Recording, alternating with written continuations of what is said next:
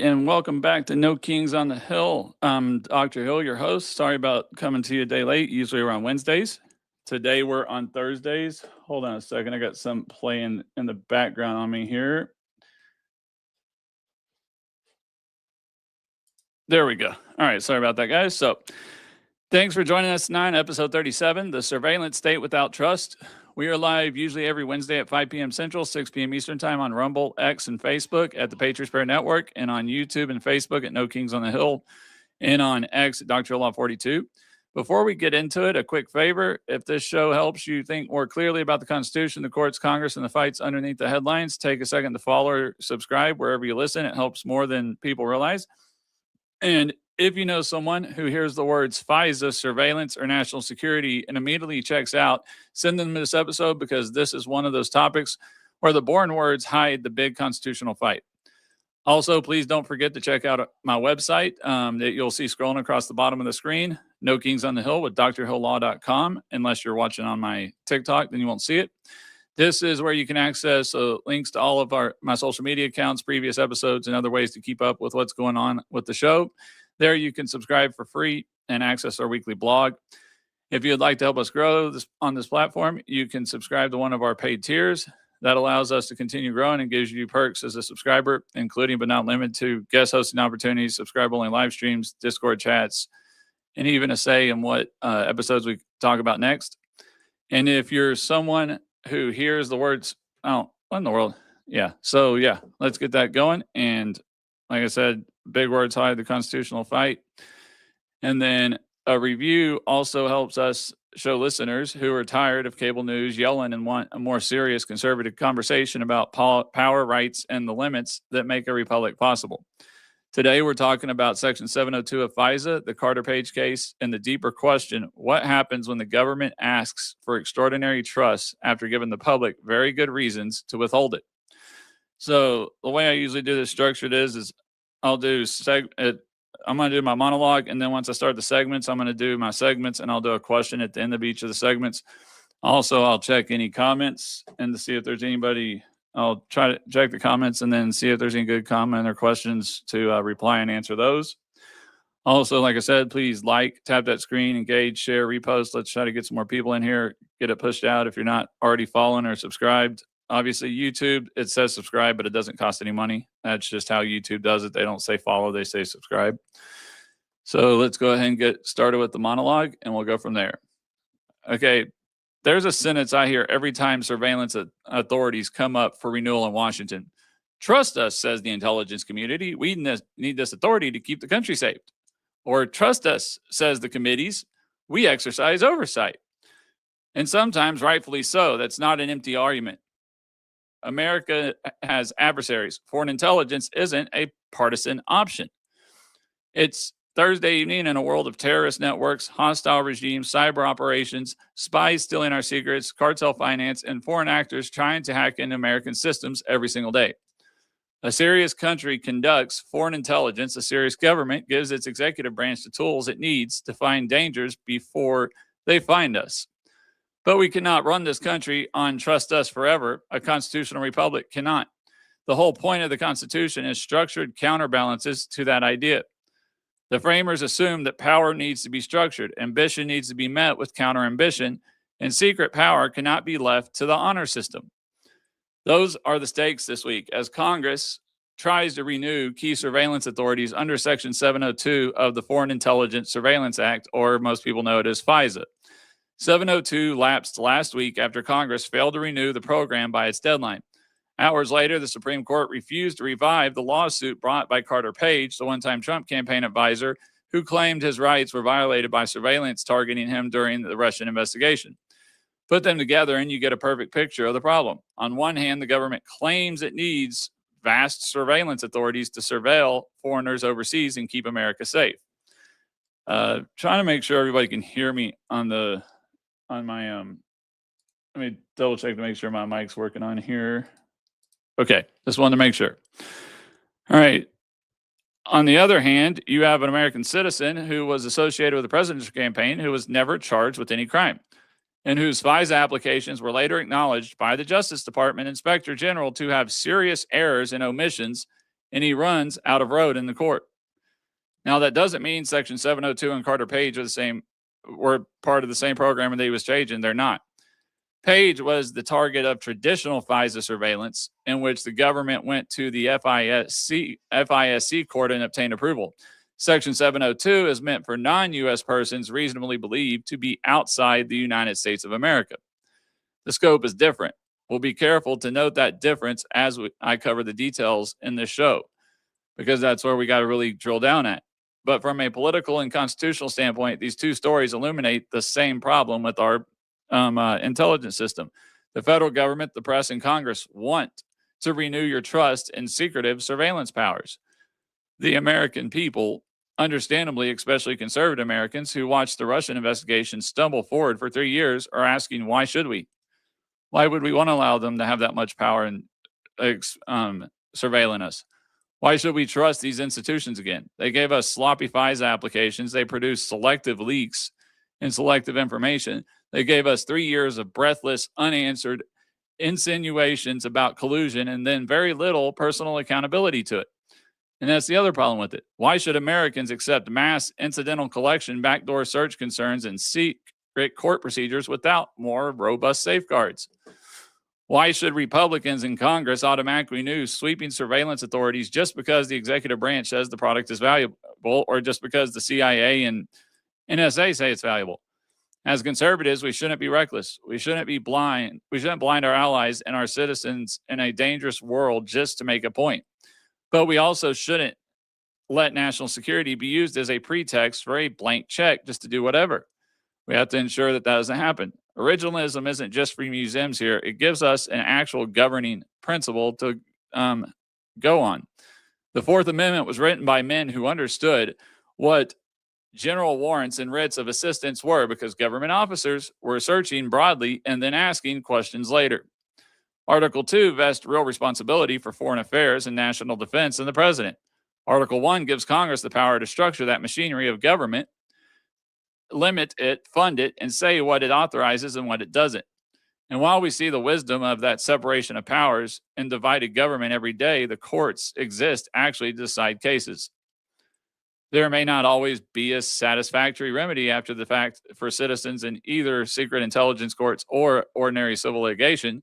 So let's argue about what America's intelligence authorization should look like. Let's unask the simple question of whether you support the intelligence community. Let's ask what kind of intelligence surveillance a free people can actually sustain without it violating our Constitution. If Section 702 is an essential, as its defenders say, prove it through law. Stop just saying it. If U.S. person queries are necessary for national security, Congress should define when and how they occur, not swallow assertions that they'll forget 3 years from now during the next fight. If you need emergency exceptions to your own rules, write them down. If the FBI learned from the Carter Page incident and reformed its processes, show us what changed and impose real consequences on officials who refuse to change. Asking the American people to trust your competence with secret collection is easy. Giving them actual accountability is how this republic works. A monarchy says trust the crown. A bureaucracy says trust the process. Not much difference. But a republic says write the rules, divide the power, and if government employees break those rules, make someone answer. That's the argument I'll be making today on separation of powers. It's not an argument to abolish intelligence. It's not an argument to idolize intelligence. It's an argument to govern intelligence as if we're actually a constitutional republic, not a democracy. So, yeah, I don't know if anybody's caught up on the news, but obviously, like I said earlier last week, they failed to pass FISA 702 extension. There's still hashing out. I know today President Trump pretty much used the threat of keeping Bill Pulte as the nominating him for the Director of National Intelligence unless Thune wants to get the SAVE Act passed, which I think is a pretty good negotiating tactic. We'll see if it works or not. See who they hate more, having Bill Pulte as the Director of National Intelligence, or do they hate the SAVE Act more? I guess we'll finally see. So segment 1, we'll get into what happened this last week with the 702 and what Congress let it do. And then, so anybody that's in there, please like, repost, share, tap that screen. Let's get this live going and see if we can get some people in here and get everybody going. So please jump on in. And what in the world is going on? Oh, there we go. All right. So I'm going to get started on segment 1 and we'll go from there. I know today it's kind of off because I usually don't go live on Thursdays. So I was hoping it'd be a little bit better, but that's what happens when you don't go live on your normal day. So Congress let Section 702 of the Foreign Intelligence Surveillance Act lapse after failing to pass a short-term extension hours before it was set to expire. The House voted down a short-term extension of the controlled controversial spying authority. So Section 702 became the latest victim of ongoing fights over national security, privacy, and partisan politics. Now, Section 702 allows the government to collect foreigners' communications without a warrant. Now, obviously, these are foreigners' communications that aren't within the United States. Intelligence officials have said it's one of the pillar authorities for foreign intelligence collection. The administration and supporters of Section 702 say it allows them to collect information from non-Americans outside the United States and is responsible for a significant percentage of intelligence at the highest levels. The Trump administration and privacy advocates both agree on one thing about Section 702, and that is it also allows the government to collect communications between Americans and those foreign targets. That's known as incidental collection, which is where the big issue comes in there. Civil liberties groups and some privacy-minded lawmakers have pushed back against Section 702 on that ground. They say that while the government may not target American communications, it routinely searches the Section 702 database for information about Americans. Those critics say that's a backdoor way to circumvent the Fourth Amendment's warrant requirement. Okay, if Section 702 has expired, does everything just go dark at midnight last Friday? Well, not exactly. It's a little more in depth than that. So they've got some time. As mentioned above, Section 702 is a statute. The spy agencies have developed extensive interpretations of the law that they've certified to the FISA Court. When Senator Rand Paul sued over Section 702 last year, the Justice Department sent a lawyer to argue that the effects of a lapse would not necessarily be instantaneous. Senior government officials told NPR that statutes already certified to the FISA Court will likely remain in effect for some time. There's a lot we don't know about what happens next. But there's no question that the law governing one of the United States government's primary surveillance authorities has simply run out because the extension hasn't been passed. Congress allowed Section 702 to expire because it couldn't agree to renew it. We should emphasize that this is a highly unusual occurrence. Typically, Congress routinely renews intelligence authorities when they're up for renewal without any issue. So here's the practical effect, and this is where we need to be careful with our language. I'll be careful with the language and try to get into the full thing but the lapse obviously is a serious constitutional and political occurrence, but it does not, at least on its face, seem to suggest that the intelligence community went dark overnight. 702 authorities are granted through annual certifications signed off on by the Foreign Intelligence Surveillance Court. Keyword there, annual certifications. So according to the IG report and civil liberties groups that track the issue, the current certifications were signed off in March 2026 and will remain in effect until March 2027. So they've got a little while to get it back going, meaning collection already authorized by the providers under those directives can continue for the immediate future. Now, if they're trying to get new directives, that wouldn't be able to happen. The immediate impact on public safety is likely not blackout curtains, because like I said, as long as they already have that request, then they're fine and keep going. Obviously, unforeseen legal challenges, operational skittishness, and future capability losses if Congress fails to act before the current certifications expire are far more realistic short-term risks. Intel folks will say uncertainty is dangerous in itself. As providers, analysts, and foreign partners operate under these authorities, they need to know the legal justifications aren't shifting.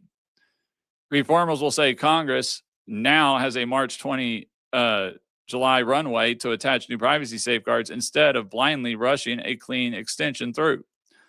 Bottom line, do not exaggerate the impact of lapse as creating instant blindness over our intel community, but do not downplay it as irrelevant either, because it's not. It's a blinking yellow light. Whether Congress uses it as a warning to fix the system or simply duct tapes it over remains to be seen. Now, this fight didn't happen in a vacuum. Section 702 was one of many casualties of Congress's decision to leave town without having completed its work. As I covered last week in my show, President Trump appointed Bill Pulte as the acting director of national intelligence, and he is also the current director of the Federal Housing Finance Agency. President Trump also had submitted Polte's name for nomination as DNI director, prompting Democrats to threaten the block passage of Section 702, including some Republicans. After strong pushback from Democrats and even some Republicans, President Trump had said that he had decided to withdraw Polte's name from nomination for DNI director, but I'm beginning to wonder if he's kind of pulled that back as the negotiation tactic. However, Congress still didn't get it passed before they left for that week. So the big picture here is that Congress couldn't renew Section 702 largely because they didn't trust the person who would oversee it. That person is now Bill Pulte for the time being, at least. Then late last Friday, the Supreme Court rejected a lawsuit had been filed by Carter Page. This had to do with the intelligence community's spying on Page and the Russian Gate scandal. You may recall that Page reached a $1.25 million settlement with the federal government over claims related to surveillance during the Russia investigation, but Page wanted to continue pursuing claims against a handful of former officials, including Comey. The Supreme Court declined to hear the case, leaving in place a lower court's ruling that Page's claims cannot move forward. As mentioned, Page sued under traditional FISA surveillance, not 702. But don't act as if these stories are not related, because they are. Intelligence officials say they need these tools to keep America safe. And then Carter Page happens. The Justice Department's Inspector General found that the FBI and DOJ included significant errors and omissions in applications for FISA warrants to surveil Page. The FBI never charged Page with anything, but his life was still pretty much ruined. Page sued, but federal judges tossed his lawsuit. The Supreme Court won't hear his appeal. Now, that's on the individuals. He still got paid by the federal government. So we end up in this place. The intelligence community says, trust us, we have your back. Americans say, hey, remember when you didn't? I mean, that's really got the question. So pretty frequently, the answer to that is yes, but hopefully our inspector general will look into it. I don't trust that much. This is why if Section 702 of the FISA Act remains in place, some major protections must be put in place. We can't just keep on having them let it get free like this and not put anything in it. They've got to start being held up to a certain standard to have to put stuff in there. Sorry there to my main YouTube and that. I'm trying to share my live out on my TikTok. Trying to share my TikTok. I'm doing it on my phone on that. So I'm trying to push it out on that, but give me a second here. Next week, I'm probably going to do the Second Amendment ruling that came out today. And then hopefully next Thursday, we'll get the final remaining big cases that the Supreme Court has coming out. And those will be the following 2 weeks. So let's go ahead and get started with segment 2. Don't see any comments right now to go through. So 2 current viewers on Facebook. Hey, Facebook, please tap that screen, like, repost, share. Let's try to get some more people in here, please. And I'm going to get started on my segment 2 was what Section 702 is and is not. So, okay, here's the clean version of 702. Section 702 is part of the Foreign Intelligence Surveillance Act framework. All right, it allows the government through court-approved procedures and compelled assistance from communications providers to target non-U.S. persons reasonably believed to be located outside the United States for the purpose of acquiring foreign intelligence information. That sentence has a lot packed into it. Now, first, the targets are supposed to be foreigners overseas, not foreigners in the United States, but actually outside of the U.S. Second, the government is not supposed to use Section 702 to target Americans. Third, the Foreign Intelligence Surveillance Court reviews general procedures, not a separate individualized warrant for each target, as in an ordinary criminal case, which supporters say that distinction is essential. If a foreign terrorist overseas is communicating through infrastructure that touches American companies, the government cannot wait for the ordinary criminal warrant model to function like domestic policing. Foreign intelligence is fast, technical, and often aimed at people who have no constitutional entitlement to the same protections as American citizens inside the United States, which is the best argument for 702, and conservatives should take it seriously. Now, we should not pretend the world is safe because we are angry at the FBI. Foreign adversaries do not stop plotting because Congress wants to make a point. But here is the concern. Communications do not fit neatly into legal boxes. All right. They just don't. A foreign target can communicate with an American, and incidental collection occurs when Americans' communications are unintentionally gathered due to that reason. So an American can be on the other side of an email, text, call, or chat. Doesn't mean they're outside the country. This incidental collection raises questions about how Americans' privacy is protected when their communications are stored in that database.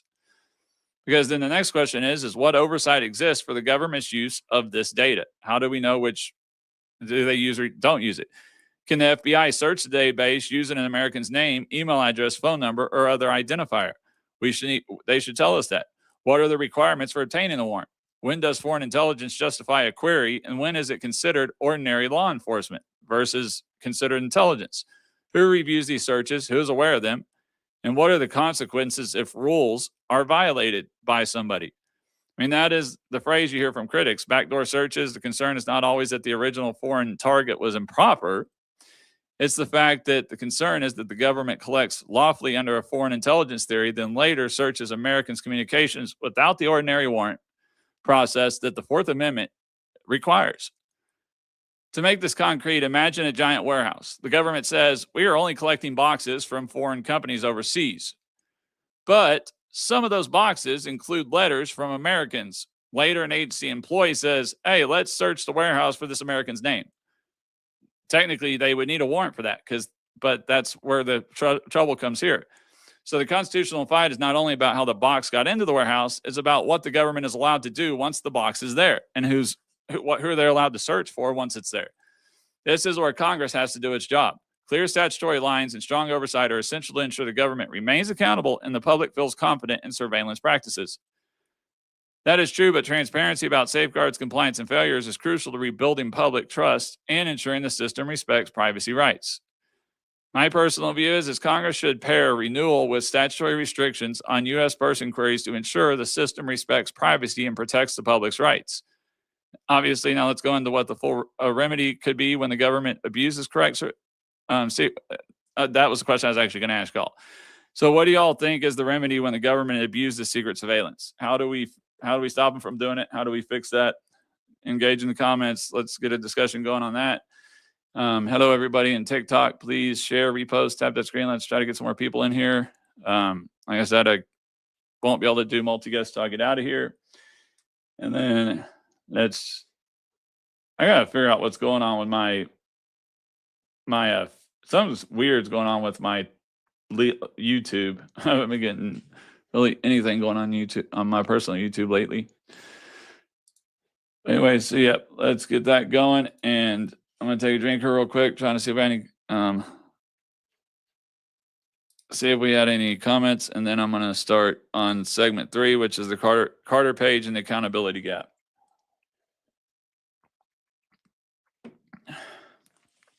All right, so now let's talk about Carter Page. Obviously, most people know Carter Page was a former advisor to Donald Trump's 2016 campaign. During the Russia investigation, the FBI obtained FISA surveillance authority for Page. Later, the Justice Department Inspector General reviewed those applications and found serious problems with them, like I kind of mentioned earlier. Significant inaccuracies and omissions included those that made the evidence appear stronger than it was, so they could get them approved, which is kind of the trust we have to fall in, because you don't have a full protection under your normal judicial rights when somebody goes to get a warrant for you, or when they go to try to get charge you with a case or anything.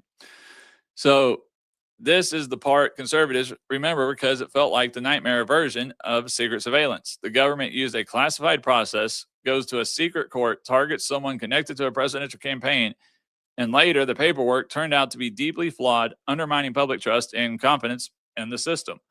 I mean, it's simple as that. So, I mean, to be precise, the Inspector General did not say that every political claim about the Russian investigator was true. The report found no documentary or testimonial evidence that political bias drove the opening of the investigation, but that is not the end of the story. The same report was devastating in its assessment of the FISA process itself. It found that the applications were not what they should have been in a secret court system, which matters even more, not less. Why? Because the target is not in the room. In an ordinary criminal case, the defense can challenge evidence, cross-examine, suppress, appeal, and expose weaknesses. In FISA, the court depends heavily on the government to be scrupulously accurate because the adversarial safeguard is largely missing at the front end. When the FISA process fails, it not only harms individuals, but also creates system credibility, but also erodes system credibility. Reforms are essential, but without transparency and oversight, citizens remain uncertain whether these measures are effective in preventing future errors. That is where the Supreme Court's action this week comes in. The court declined to revive Page's lawsuit on the individuals. Page had already obviously settled with the government for $1.25 million, but sought to keep the claims, as I said earlier, going against individuals. The justices denied review, leaving the lower court dismissal in place.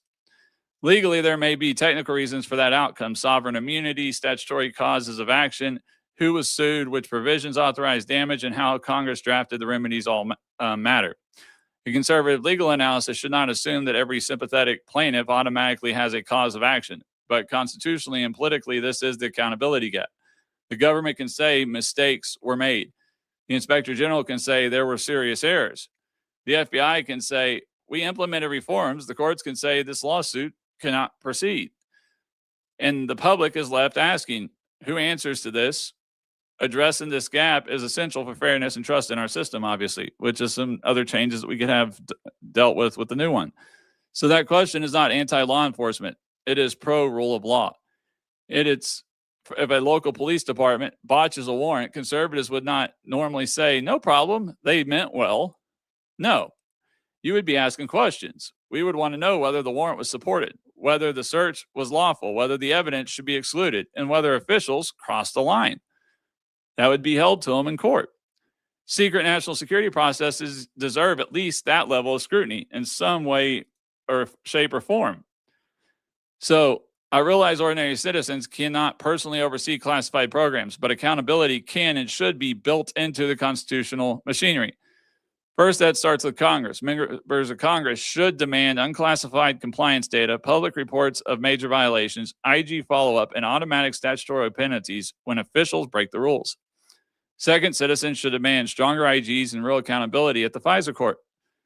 If an IG report regarding systematic mishandling of information is not the end of the story, and if serious misconduct or a willful disregard for accuracy is uncovered, then Congress should mandate the agency provide an update to Congress on what, if any, discipline was imposed, what, if any, policy changes were made, and whether any officials were stripped of their security clearances, employment responsibilities, or in law enforcement authorities, because people have got to start getting punished for this stuff. We can't just let them have it. Third, when appropriate, there should be judicial remedies. This doesn't mean every classification mistake results in an open-ended damages suit. But Congress should not establish secret surveillance programs and then immunize the agency from all lawsuits or leave injured citizens with no meaningful mechanism to challenge abuse. Fourth, make your vote count on this. Ask candidates, do you support a warrant requirement for U.S. person queries? Do you support public reporting of compliance violations? Do you support penalties for officials who misuse or abuse secret surveillance tools? Because if they can't or won't answer those questions, you now know. And I don't know if I'd really support them if they can't answer those questions. And this is why Carter Page belongs in the same episode as Section 702, not because the statutes are identical, but because the trust problem is the same. Where surveillance is secret, errors are hidden. Where errors are hidden, remedies are delayed. And when remedies are delayed or unavailable, citizens, obviously, we lose confidence in our government and what's going on. And when we lose confidence, even genuinely necessary intelligence tools become harder to sustain because their support goes down for them. I mean, who wants to support a bill that you can't even trust if it's going to be misused on you or not, and you're not going to have your Fourth Amendment or Fifth Amendment or any other violations, Seventh Amendment violations committed on you? And what other constitutional violations there could be? And honestly, even with technically, until we hear what the 14th Amendment ruling comes out from the Supreme Court, if they're using 702 to spy on a foreign national inside the United States, then as long as the 14th Amendment gives them on automatic due process and protection, everything, then that would be unconstitutional too. It's not just the Fourth Amendment violation. So you can get a whole lot more in there. But anybody that's in here, please join in in the comments, like, repost, share. Let's get some more people in here. If you're watching on TikTok or Twitch, Facebook, Rumble, any of them, or X, please tap that screen, like, repost, share, engage in the comments. So if you have any questions, I want to talk about that. Let's get a conversation going. So I'm not just going through the show itself. Trying to get some more. Been trying to do visuals and stuff, but this one there wasn't really very many visuals I can use, and because I'm trying to do both landscape and portfolio view, it makes it a little harder to share information. So let's go ahead and get started with segment 4, the originalist constitutional frame. So, okay, so what does the originalist conservative frame add to all that? Let's start with the Fourth Amendment. The text tells us that the right of the people to be secure in their persons, houses, papers, and effects are against unreasonable search and seizures shall not be violated. It also tells us that no warrant shall be issued but upon probable cause supported by oath or affirmation, and particularly describing the place to be searched and the persons or things to be seized. The founders knew what general warrants and writs of assistance were. They knew what it meant for government officers to search first and explain themselves later. That history doesn't answer every contemporary intelligence question. James Madison didn't write rules for cloud servers, encrypted messaging apps, or undersea cables. Obviously, they weren't around. But the original point is not passé. The state should not have roving discretionary power to search the people. Now add Article 2. The president obviously has real constitutional authority over foreign affairs, national defense, and intelligence. Obviously, he cannot ignore those powers, nor can Congress selectively advocate them. A president who cannot collect foreign intelligence on enemies lacks the constitutional tools to protect the country. Now, obviously, conservatives should not reflexively agree with every progressive statement about executive national security power, but being abused or expanded. But Article 2 is not a crown. The president is not a king, and this is why I call the show No Kings on the Hill, because it's because they joke that people say there's kings. Yeah. But executive power is exercised within a constitutional structure. Congress makes the laws, funds the agencies, defines the crimes, creates courts, and writes many of the rules for surveillance. The president executes those laws. He is not free to replace them with secret necessities. Then add Article 1. Congress cannot delegate its constitutional prerogatives to the intelligence community, even though it does a lot bypass ways through the freaking administrative state. But I talked about that on a different previous episode. It is not enough for members to say the briefings are scary. So we renewed the program. Of course, the briefings are scary. Intelligence briefings are often scary. The harder question is, what does the statute authorize? What does it forbid? What remedies exist and what happens when officials violate the law? Finally, add the courts. Checks matter, courts matter, but secret courts with one side withheld are structurally different from the courts we know and trust. The Foreign Intelligence Surveillance Court has an important job, and many judges who have served there have tried mightily to police the government within the system Congress provided. But it's not that great. But when the proceeding is one-sided and classified, the court must rely on executive branch candor in a way that ordinarily courts do not. When candor fails, that constitutional check is weakened. So originalism is not simplistic. It is not all surveillance is unconstitutional. But it is also not foreign intelligence gathering means anything goes. Because that's where people got to get is I understand FISA came along kind of right around after September 11th. It was part of the Patriot Act and further on that when everybody was terrified and thinking we were just going to keep on getting more terrorist attacks. So they were willing to give up a little bit of freedom to get protection. But that's not how you keep a constitutional republic. That's not how you hold on to it. That's not how you keep it governing, because you give up a little bit of freedoms for security, and then you get comfortable doing a little more and a little more. And next thing you know, your constitutional freedoms are gone. So we have to be careful in that. One must ask, where does the power come from? How is it divided? Is it bounded? And who gets to ask the tough questions if the power is abused? I mean, originalism helps conservatives draw a better line than Washington usually gives us. It's not security or liberty. It's constitutional security or administrative discretion. Constitutional security means the country has tools to identify foreign threats. So we also obviously need more than just that. There we go. I was trying to get some. Administrative discretion means agencies collect a lot of information, and the public is given scary explanations after the fact. All right, constitutional security means Congress writes the rules about how to query for U.S. persons.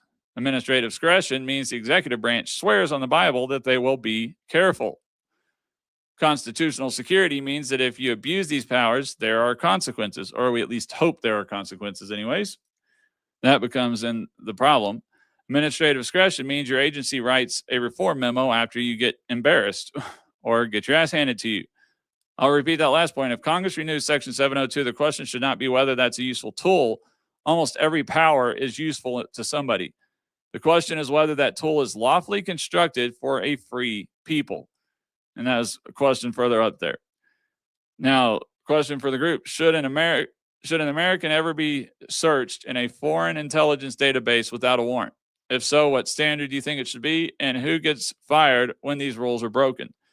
Because that's the question. Is obviously the answer should be no. An American person should never be investigated without a warrant in a foreign database because it's for foreigners. It's not for U.S. citizens. That should be a simple answer of hell no. I mean, everybody could try to say, oh, but what if they're talking, if they're homegrown terrorists planning stuff with ISIS? That doesn't matter. That's still, it's not, it's fruit of the poisonous tree. You got the information without getting it the proper way. You need a warrant in order to hear that information, to get that phone number, to get their conversation. Not to say I wouldn't love to give away, but that's the problem is you start doing small stuff like that, then you start taking away everybody's constitutional freedom. Yeah, Haley, I was talking about that when I first started the show. I'm going to do a show next week over the Second Amendment charges. I don't know if I'll be able to stream it on Facebook. You'll probably have to watch it on my, you'll probably have to watch it. I mean, not on TikTok. You'll probably either have to watch it on my Facebook or my YouTube because obviously I don't want to have to say firearms every time for the G word. And we know how TikTok gets. So yeah, I probably will be doing that. And then hopefully next Thursday, considering summer recess is coming up, we will be hearing from the other two major Supreme Court rulings for Title IX and the 14th Amendment, which obviously those two I will do the following 2 weeks. So if everything goes the way I think it will next Thursday, my next three Wednesdays will all be about the Supreme Court rulings. Second Amendment one that came out today, which I mean, it's a big Second Amendment one, but not a super big one. It'll kind of help with the red flag laws, stating that you can't just take somebody's Second Amendment right away whenever you got to prove it first. You can't just because they've been accused or admitted something, you can't do it without there being actual proof that they're using or doing it. But I'll get more into that one. And that one, I'll probably actually share some of the Supreme Court documents or try to make a slideshow to kind of bring it out and show the different areas of the rulings and stuff to kind of break that one down. Well, I still think the 14th one's going to go a lot different than Democrats thought, especially as long as it's taken them to bring that as long as it's taken them to give out the ruling on it. But we'll see next week, hopefully, because they're about to be going on their summer break. So segment 5, conservative reform agenda. What should Congress do? Obviously, first, Congress should authorize only the necessary foreign intelligence authorities with strict U.S. person query rules attached. All right. The disagreement here is not about whether the government should be able to target foreign terrorists, foreign spies, or other foreign adversaries outside of the United States. The issue becomes, and obviously the disagreement is what to do when an American's communications are in that database and how that has to be dealt with. Before an agency can search for Americans' communications using an American's phone number, address, or identity, Congress should say when a warrant is required, period. Also, when an emergency exception is permitted and when foreign intelligence requirements are sufficient to meet a standard unique to that activity. Okay, so maybe you give an emergency exception for if you know the person was literally talking to a major head person in Al-Qaeda or ISIS or whatever, Hamas, Hezbollah or whatever, and they're planning an imminent attack within the United States. and it's a radicalized, homegrown radicalized person through them that's planning an attack with them. Maybe you give a emergency exception permitted there because there's an imminent attack. But if it's an American citizen that's just talking with somebody there, but they're not threatening anything imminently, then they need to go through the warrant process. But if it's an imminent attack, maybe at that point you say, hey, we've got to search their numbers and stuff. We got to be able to search their numbers and stuff so we can stop this attack from happening. So it needs to be within a certain time frame. Like, in other words, they're trying to stop something within the next 24 to 48 hours. Because other than that, they can get a warrant pretty quick. I mean, it'd have to be a very short time, I believe, in order for it to become. Thanks, Eric. But yeah, it'd have to be a short amount of time for that to happen, I believe. So that's obviously becomes, where do we get that standard to that activity? Second, emergency exceptions should exist and be written into the statute so we know what it is. And so it's easy for everybody to find out. I mean, if there's an actual imminent threat of harm, no one wants an FBI agent or CIA officer to hesitate while Americans are hurt, like I was just saying. But legitimate emergency authority should be explicitly stated, time-bound, and subject to retroactive review, which is kind of what I just went on about a minute ago. Emergency should not become a bureaucratic override that allows officials to evade the law, because if it just says emergency, and there's no definition of what an emergency is, then they can just say emergency every time. Because until somebody takes it to court and gets it to the Supreme Court to get the Supreme Court to rule on that emergency timeline or the time boundness of of the definition of emergency, it gives them pretty much free reign. They can say every American whose information is incidentally caught up to a foreign contact, and doesn't even have to be a terrorist, it could just be anybody in a foreign country, they can say an emergency, and it gets them the ability, which is why it just can't say emergency. It's got to have that time bound and obviously explicitly state the reasons and the time frames of that in order, so they can't just evade going out and getting the required warrants. Obviously, third, violations of these rules should matter and have consequences. Not every screw up is unintentional misconduct. Intelligence work will never be as clean as prosecutors' portfolios, because obviously intelligence work is consistently changing, constantly moving. It's really fast. I was planning, since I wish this had gone on another week. So originally I was planning on having Rebel Intel on here, but he's traveling on vacation this week or whatever, so he couldn't do the show, because obviously intelligence is his main forte. That's what he's getting his master's degree in. Would have really loved to have him here this week for this episode, but he was out on the road, so he couldn't jump in. But consistent violations, politically motivated failures, and willful ignorance of basic accuracy should result in discipline, reports to Congress, and potential decertification or other corrective action where appropriate. I mean, comes to the point of President Trump pushing to get people be able to get fired for stuff other than taking someone's life or essaying someone. I mean, that's the problem. Is like right now, due to the government unions and stuff, it takes a lot to fire somebody. They should be able to get fired for this stuff. If they're not doing their job right, or they're letting their political biases, even though they may not say, you may not be able to prove there's a political bias in it, doesn't mean that that's not why they believe that that person is bad or not doing right, and they're willing to adjust the application, like with stuff happened with Carter Page. There's no way to prove that it was a politically motivated act, but that doesn't mean that it wasn't politically biased. It doesn't mean that the people who did it didn't have political biases that pushed them to maybe give a little leeway and not be as strict as they should have. And so there should be a way to punish that, period, because we can't allow that on either side. It can't happen on Democrat or Republican side. I mean, we can't do that. We got to go. And the funny thing is, like we got right now, everybody wants to say, oh, Trump's going after Gavin Newsom, but actually that Newsom investigation was actually started by the AG inside the state of California due to whistleblowers and had nothing to do with the Trump DOJ. It was done at the state level first. So a system in which the FBI or CIA says, we're sorry, but provides no official records to hold them accountable will never restore public faith. Fourth, these rules should be accompanied by robust public reporting. No, obviously, nobody's suggesting the government should reveal its sources and methods. But basic numbers are important. How many U.S. person queries were approved? How many compliance incidences? How many emergency queries were run? How many referrals for disciplinary action versus how often did an agency search for the identifiers of a political campaign or a public official? That should have to be pushed through too, so we know what's going on there. Obviously, if the answer is yes, we can't tell you that classified, then we haven't learned anything. Fifth, the FISA court should have more adversarial input in sensitive matters. When surveillance involves political campaigns or elected officials or journalists, lawyers, churches, or any other context where misuse could raise. I mean, we saw what happened with all the churches and stuff, how they were going after churches during the Biden administration, Obama administration, just because they were anti-abortion, just because they were for pro-life. They were going after Christian groups.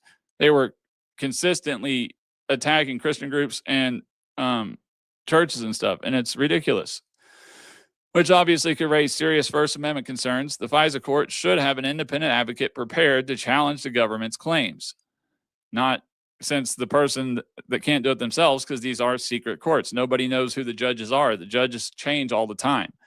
So nobody knows who the judges are that are on the FISA court. Only the attorney generals that need to file the cases actually know who the FISA judge is.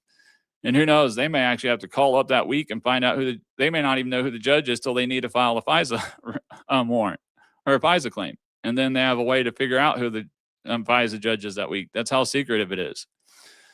Because obviously you don't want terrorists being able to get at those judges, because those judges are what are allowing us to spy on them and to get their information. You also don't want that judge getting caught by foreign adversaries or countries or terrorist organizations, because then they would know all the cases and stuff that's been approved intelligence-wise, and they will have seen some of that intelligence because they have the ability to view that intelligence. So obviously the government may still convince the court they've done nothing wrong, but they should have to earn that legal certainty by answering tough questions, not just by saying, oh, yeah, we're good. They need to answer the tough questions. Then sixth, congressional oversight of this matter should be less dramatic and more technical. The members who truly care about this issue should know the statute, the query rules, the compliance reports, the provider's obligations, and what the court is doing.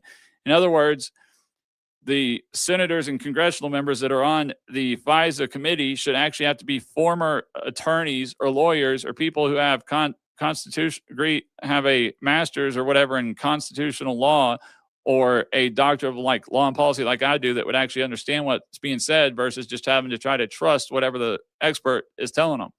Because that's what they're trying to figure out, is whether this person is telling the right stuff or there's something going on there. Is that they don't actually know what the query rules are, the statute is, then how do they know what they're telling them is true or not? They're just going to go off of whatever they say. And that's where we come to the problem with there. So obviously the members and who truly care, obviously we need to get the reports. And so you don't have to watch Captain America movies in your free time to supervise the intelligence agencies. I mean, obviously it's not saying that, but this is not a matter of getting the vibes from your contacts in the intelligence community. It doesn't work that way. You need to understand the law, the rules, regulations. This is a matter of congressional lawmakers to know the difference between targeting a foreigner, incidentally collecting about a Russian living in New York, querying for a U.S. person, and searching for a criminal suspect. Congress should renew what is necessary for our national security, reform what poses a danger to our civil liberties, and sunset what they do not understand. Now, obviously, sunsets are not defeats for members of Congress. A sunset is Congress asserting the power delegated by the people will return to the representatives of the people if the executive branch cannot explain why that power is needed. So the reform I would add is another court order requirement for agency search 702 databases for the private communications of U.S. persons in narrow exceptions. When the government wants to search for the private communications of an American by querying that person's identifier, name, email address, phone number, or other selector, it should normally be required to obtain a warrant or a FISA Title I order approving the search based on a showing to a judge. Exceptions should be narrowly construed and described in the statute itself, not left to agency guidance. They should include actual emergencies where life is at risk or seriously bodily harm is threatened, consent by the U.S. person. Certain defensive cybersecurity searches where the objective is to identify or remediate a cyber intrusion, and maybe some tightly defined foreign power or agent of a foreign power situations. But every use of an exception should be documented, require supervisor approval, and be subject to prompt after-the-fact review and reporting to Congress and the FISA court. Congress should also mandate query logging, which some agencies already do, independent audits, suppression or remedies rules for serious abuse, and special protections where searches involve terms that touch political campaigns, elected officials, journalists, lawyers, religious organizations, and domestic advocacy groups. These are the situations where abuse of secretive surveillance authorities can do the greatest constitutional harm. And we've seen it. We saw it the last time. If the executive branch wants expansive power, it can come back to Congress and ask for it. Requiring that justification is not a sign of weakness. It is how a republic functions. And to the intelligence officials who think you can let this happen, this program is too important. Obviously, I have a message for them as well. If this program is too important to leave up to vague rules, write a damn statute that can withstand public scrutiny. Quit putting these vague ass statutes and leaving it to the agency, the CIA, the NSA, the DA, DNI, all the individual alphabetic agencies to try to interpret your statute. Actually write a well and defined statute that leaves no room for interpretation. Simple as that, especially in an area like this. Certain rules and regulations, you can leave that vagueness, have some vagueness in there. But in a situation like this, they should know that there shouldn't be any vagueness in it. Not doing much. Kind of not much to do this year. I don't know what my mom or I don't know what my father-in-law, my stepdad's doing. He celebrates Juneteenth. I don't really, but I don't know what he's doing. Sure, he's doing something because him and my mom's 20th wedding anniversary is tomorrow. So I'm sure they're doing something today or tomorrow for Juneteenth. But yeah, so that's where we've got to be really careful with. This is one statute because they can write the statute defined enough to write what needs to be in there for it to work.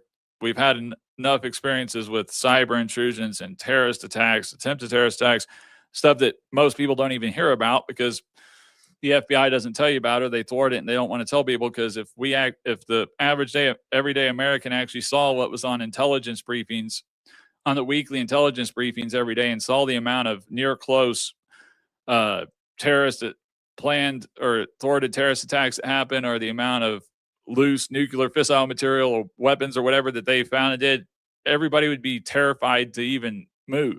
I mean, that's why we don't even see half the stuff that really goes on. They keep it quiet and classified for a reason. So if that, obviously, like I said, if that tool is truly valuable, earn the public's trust to keep it politically viable. Of course, we want America to be safe. The question is whether we can be safe as a constitutional republic, because we're not a democracy. We are a constitutional republic. Simple. It's some point of fact, plain and simple. There's major differences in there, even though people like to believe that there's not. There really is. So it doesn't make any sense when people try to say that there's not when there is. So I'm just checking my messaging real quick, and then I will get on to segment 6, political stakes and listener questions. Also, anybody that's watching me on X, Facebook, Twitch, Rumble, or YouTube, please look over. If you want to, at the end of the show, if you want to follow me over to TikTok at No Kings on the Hill with Dr. Hill Law, please jump on over there, and I'll be taking multi-guest and having a debate and everything on there once I get over to TikTok. So if you want to come on over, please follow me on over.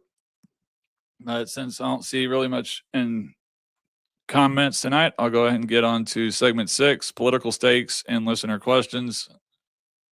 So there's another political angle on this that deserves to be named too. Republicans. All right, hold on a second. I gotta get this. Keep my TikTok from shutting down. There we go. All right. Republicans that deserve to be named too. Republicans aren't unified on this issue either. There are national security hawks, institutional skeptics, privacy conservatives, and Trump-era Republicans who view surveillance through a Russian gate lens. Democrats, too, are split between civil libertarians, institutional defenders, and people who simply don't trust this administration's intelligence leadership. If how you feel about surveillance changes completely based on who sits in the White House, you don't have a constitutional principle. You have a team jersey. Yes, a curious aspect of Section 702 reform efforts is that the Reform Coalition defies normal partisan lines. Privacy-minded Republicans and civil libertarians-minded Democrats have united around the idea of stronger restrictions on U.S. person queries. Legislation like the Government Surveillance Reform Act, the Protect Liberty Act, and SAVE Act type reforms have focused primarily on inserting a warrant or court order requirement before the government can search Americans' communications that it collects under Section 702, while still allowing foreign-to-foreign collection to remain intact. Congress has also shown bipartisan interest in addressing the practice of government agencies purchasing sensitive data from data brokers to circumvent legal restrictions. That's another issue we have. If law enforcement has to get a warrant to force a company to hand over certain records, it shouldn't then be able to buy those same records from a broker and consider it a way to fly under the radar. That's what we got to watch out for. Ultimately, the partisan divide is less security versus liberty and more cleanly broken down as clean reauthorization versus reform reauthorization. Members on both sides of the aisle want to quickly reauthorize the program because they believe it's a critical tool. But there are also members on both sides of the aisle who feel that Congress can only reauthorize it if the law is updated to include a warrant requirement for searches, greater transparency in its use, and stronger oversight. That doesn't make for clean partisan categories. Good surveillance powers should make us all a little uneasy.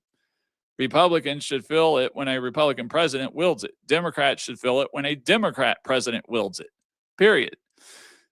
For us here at No Kings on the Hill, that's the big political takeaway. The Constitution matters most when your team is in power. Period. That's when restraints are most difficult to champion and most important to maintain, because everybody wants their restraints to be removed when their party's in power. If your political enemy, think opposite party of the president, controlled this statute, what would you want it to say? What would you want them to be able to do to your party? You got to think of it that way. If you want to know whether someone will vote to reauthorize surveillance powers, ask them those questions instead of, do you support the FBI or do you want America to be safe? Ask them about the actual segments when it comes to those. So I'm going to go ahead and get the time today is pretty close. I'll be able to get to the closing segment right at about 1 hour. Not too bad today. So I'm going to go ahead and get on with the closing segment since I don't see any comments, and then so I can move over to TikTok. So let me close it this way. The surveillance debate is not really about whether we can imagine bad people overseas. We can. They exist. The question is whether fear of those bad people justifies a permanent transfer of trust from citizens to secret institutions. A free people can authorize intelligence collection. A free people can allow the executive branch to act quickly against foreign threats. But a free people should not be told that the price of safety is silence, vagueness, and after-the-fact apologies. Carter Page is a warning about what happens when a secret process fails. Section 702 is a test of whether Congress has learned anything from that failure. The conservative answer should be neither panic nor surrender. We've got to get this taken care of. It should be constitutional government, specific laws, real limits, serious oversight, meaningful remedies, and enough humility to know that no agency deserves power without accountability. So thanks for joining me tonight here on No Kings on the Hill with Dr. Hill Law. Like I said, if you're on TikTok, stay there. I'll be going over there in a minute. If you like this episode, if you found it helpful, if I helped you connect some constitutional dots behind the headlines, please like, subscribe, share the show with someone who needs to hear it, and leave me a review while you're at it on my website. Website's scrolling across the bottom of the screen there. Please check it out. Tell me how you think we're doing, what you think we're spot on with, where we may have missed the mark. What stories do you want me to cover next? Also, like I said, don't forget to check out my website. Please click over there and spend some time with us, where you'll find all of our social links, past episodes you may have missed, and ways that you can support the show. You can always subscribe for free to access my weekly blog, or you can sign up for one of the 3 paid tiers to help support the show and help the show grow, and obviously get perks with a chance to be a guest host, subscriber-only lives, Discord chats, all that. So go on over there. It's a lot easier for me than trying to have it spread across Facebook and TikTok and everything. So, and that's pretty much it there. So hopefully I will, like I said, please engage, repost, share. I am live every Wednesday, usually Wednesdays. This week was Thursday, but usually I'm live every Wednesday at 5 p.m. Central, 6 p.m. Eastern on Rumble, X, Facebook, Twitch, and YouTube. So on the Patriots Prayer Network or No Kings on the Hill.